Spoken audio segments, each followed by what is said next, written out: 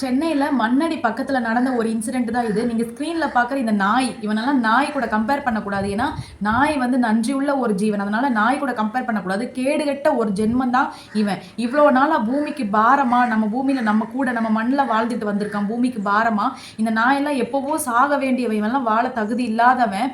இவன் இவன் பண்ண காரியத்த பார்த்தா இவன செருப்பால அடிக்கணும்னு தோணும் எல்லாருக்குமே.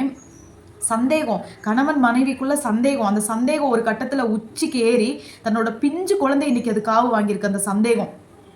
இவனுக்கு திருமணமாகி 4 வருஷம் ஆயிடுச்சு. 4 வருஷத்துல 2.5 வயசுல ஒரு அழகான ஒரு பெண் குழந்தை பிறந்திருக்கு. பெண் குழந்தை கொஞ்சம் செவப்பா பிறந்தது அவனுக்கு பிடிக்கல.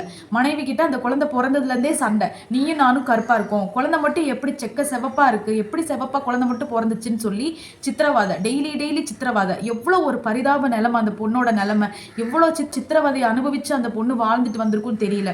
நேற்று சாயந்தரம் அந்த எப்பவும் போல சண்டை ஒரு கட்டத்தில் வந்து பெருசாயிருச்சு. பெருசானோடனே அந்த பிஞ்சு குழந்தை அழுதுருக்கு.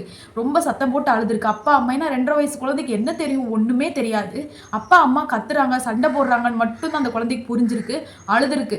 அழுத உடனே அப்போ கூட மனசாட்சி இல்லாத இந்த கேடுகட்ட ஜென்மம் குழந்தை அழுகிறது கூட தெரியாம, குழந்தை அழுகிறது கூட என்ன மாதிரி இல்லையேன்னு கேட்டு சண்டை போட்டு அன்னைக்கு சாயந்தரம் யாருமே இல்லாதப்போ அந்த குழந்தையோட வாயில துணியை வச்சு அமுக்கி கயரால கழுத்தை, தொட்டில் கயரால கழுத்தை நெரிச்சு கொலை பண்ணியிருக்கான்.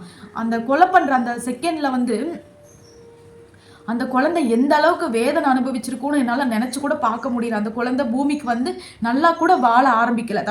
தன்னோட அப்பாவே கயிறை வச்சு கழுத்தை நெரிச்சு கொள்ளும்போது அந்த குழந்தை அந்த சமயத்துல எந்த அளவுக்கு வேதனை அனுபவிச்சு இறந்திருக்கும். பெரிய நம்மளாலேயே அந்த வலியெல்லாம் பொறுத்துக்க முடியாது. அந்த பிஞ்சு குழந்தை எந்த அளவுக்கு வேதனை வலி அனுபவிச்சு இறந்துருக்கும். யாரும் இப்படி ஒரு மரணத்தை அந்த குழந்தைக்கு கொடுத்துருக்கவே கூடாது. இப்பெல்லாம் நிறைய வந்து ட்ரெண்டிங் ஆயிட்டு இருக்கு. கள்ள உறவு அப்படிங்கிற பேர்ல குழந்தைய கொல்றது, கணவன் மனைவிக்குள்ள ஃபினான்ஷியலி பிரச்சனை வரும். அதே மாதிரி இந்த சந்தேகம், எல்லா பிரச்சனையும் வரதான் செய்யும். அதுக்காக நேராக தன்னோட கோபமா இருந்தாலும் சரி, சந்தேகமா இருந்தாலும் சரி, அது எப்படி அதெல்லாமே குழந்தைங்க மேலதான் காட்டிட்டு இருக்காங்க.